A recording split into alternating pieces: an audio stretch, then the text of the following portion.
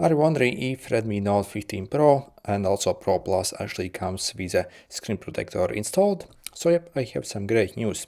So if we check, as you see, basically in the camera, yeah, you can kind of see that there is kind of overlay here on this phone. When it comes to screen protector, however, this screen protector is a plastic type, so not the most durable, so it's only good for protecting your screen from scratches essentially. But when it comes to like drop resistance, this probably won't actually give you much protection.